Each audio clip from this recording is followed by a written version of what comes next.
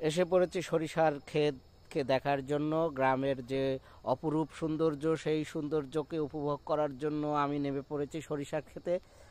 বিস্তীর্ণ মাঠ, শুধু সরিষার ক্ষেত, শুধু সরিষার ক্ষেত, আর কোনো ফসল নেই, শুধু সরিষার ক্ষেতে। এই আদিগন্ত ভূমি আজ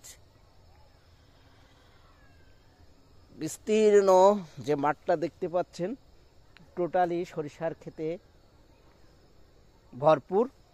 আমি এই সরিষার ক্ষেতটা দেখার লোভ সামলাতে না পেরে এই সরিষার ক্ষেতে ঢুকে পড়েছি এই পরন্ত বিকেলে।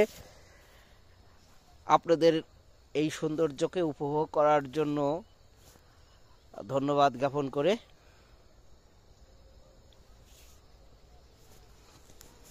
বিশাল সরিষার ক্ষেত,